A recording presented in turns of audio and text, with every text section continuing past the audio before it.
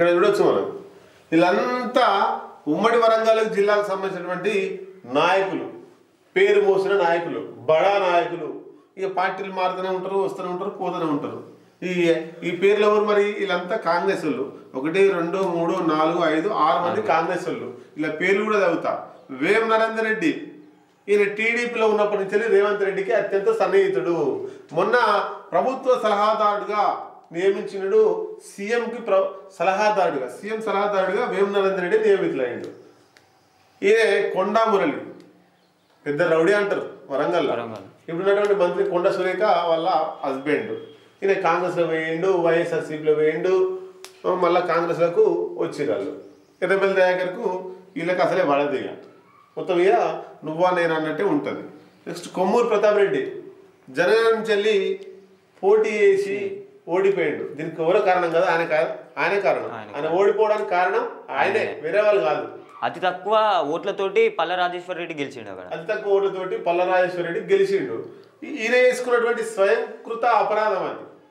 ఆయన వేసుకున్న నష్టమే అది. ఎందుకు?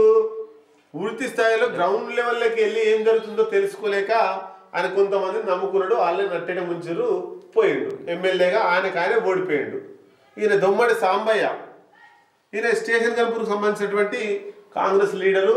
గతంలో అక్కడ ఉన్నటువంటి ఇందిర, మొలుగురు ఇందిరకు టికెట్ రావడం వల్ల ఈయన కొంచెం దూరమైంది కాబట్టి ఈమె ఝాన్సీ రెడ్డి, పాలకుర్తికి ఎమ్మెల్యే కావాల్సిన ఆమె ఎన్ఆర్ఐ కాబట్టి ఇక్కడ ఇండియా ఆమె కాదనే ఉద్దేశంతో రిజెక్ట్ అవుతుందేమని చెప్పేసి అలా కోడలికి టికెట్ తెచ్చి యశస్విని రెడ్డిని గెలిపించింది పాలకుర్తిలో ఎర్రబెల్లి దయాకర్ రావు మీద. ఈమె మొలుగురు ఇందిర, శనిగాపురం ఇందిర, శనిగాపురం ఇందిర. ఈమె గన్పూర్లో మొన్న కాంగ్రెస్ పార్టీ తరఫున పోటీ చేసింది. కడియం శ్రీహరి మీద బీఆర్ఎస్ పార్టీ కడియం శ్రీహరి ఏమో బీఆర్ఎస్ పార్టీ నుంచి పోటీ చేసాడు. ఆయన మీద అతి తక్కువ ఓట్లతోటి ఓడిపోయింది. అక్కడ కూడా ఈమె చేసుకున్నటువంటి స్వయంకృత అపరాధమే. అక్కడ కడియం శ్రీహరి అట్లాగే తాటికొండ రాజయ్య, ఈ ఇద్దరి మీద వ్యతిరేకత చాలా ఉంది అక్కడ ప్రజలకు. అయినా సరే ఆ వ్యతిరేకతను ఈమె ప్లస్గా మార్చుకోలేకపోయింది. ఈమె ఒక్క రాజకీయంగా ఈమెకు సలహాలు సూచనలు లేరు. ఈమె ఎట్లా స్టెప్ తీసుకోవాలి, ఏం చేయాలని చెప్పినట్టు లేరు. అక్కడ ఈమె 2 సార్లు 3 సార్లు ఓడిపోయింది. ఈమె స్వయంకృత అపరాధం వల్లనే. కరెక్ట్గా ఈమె నిర్ణయాలు తీసుకుంటే అక్కడ గెలిచేది ఆమె. వీళ్ళంతా కాంగ్రెస్కి సంబంధించిన వాళ్ళు. 1 2 3 4 5 6 మంది వీళ్ళు. ఈడిద్దరు ఉన్నారు. ఈయన ఎర్రబెల్లి దయాకర్ రావు, మాజీ మంత్రి, టీడీపీలో ఉండే, టీడీపీ నుంచి బీఆర్ఎస్కి వచ్చిండు. మొత్తం మీద కొంత రాజకీయ ఉద్దరుడే. 2 సార్లు ఓడిపోయిండు ఇప్పటివరకు ఆయన రాజకీయ చరిత్రలో. వరుసగా ఎమ్మెల్యే గెలిచిండు. గతంలో వర్ధనపేట ఉండే, మొన్న పాలకుర్తిగా 2-3 సార్ల నుంచి పాలకుర్తి ఉండే, మొన్న యశస్విని రెడ్డి చేతిలో ఓడిపోయిండు. ఈమె మరి బీఆర్ఎస్ పార్టీ సంబంధించినటువంటి సత్యవతి రాథోడ్. వీళ్ళంతా మరి వీళ్ళ పేర్లు ఎందుకు చదివినా వీళ్ళ గురించి ఎందుకు చెప్తానంటే, వీళ్ళు ఎమ్మెల్యేలుగా ఓడిపోయారు కాబట్టి ఈమె పోటీ చేయలేదు, ఈయన పోటీ చేయలేదు. మిగతాలంతా ఈయన కూడా పోటీ చేయలేదు, ఈయన పోటీ చేయలేదు. కాంగ్రెస్ పార్టీ నుంచి వెళ్ళి ఎమ్మెల్సీలుగా వీళ్ళు టికెట్ ఆశిస్తున్నారు. ఉమ్మడి వరంగల్ జిల్లా నుంచి వెళ్ళి బీఆర్ఎస్ పార్టీ నుంచి వెళ్ళి ఇద్దరు ఆశిస్తున్నారు. మరి ఎవరికి ఇస్తారనేటువంటిది చూడాలి.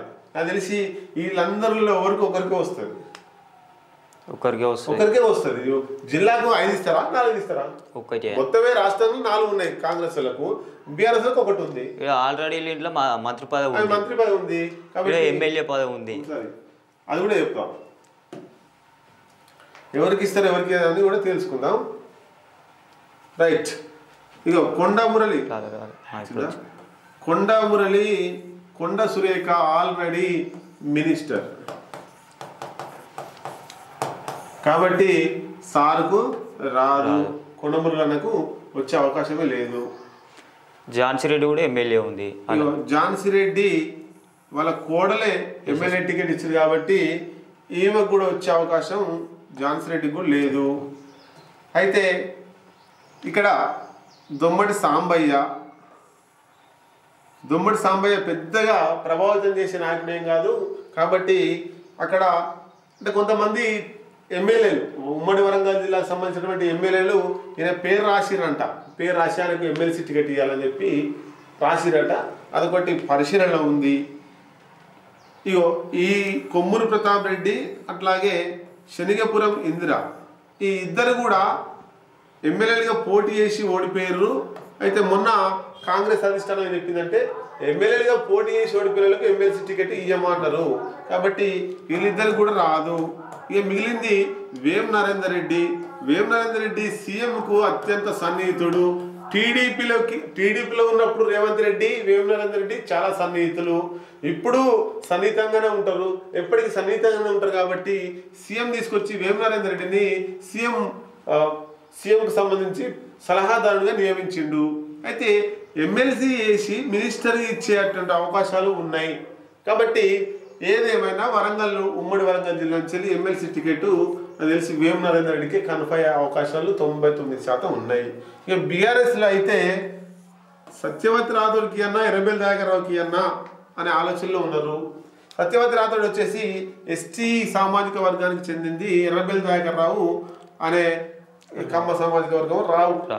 మొత్తం మీద ఇట్లా ఎవరికి వస్తుంది అనేటువంటిది కేసీఆర్ కొంత ఈయన బీఆర్ఎస్ పార్టీని ప్రభావితం చేసే నాయకుడు కాబట్టి ఈయనకు వచ్చే అవకాశాలు ఉన్నాయనేటువంటిది రాజకీయ నాయకులు విశ్లేషణ చేస్తున్నారు.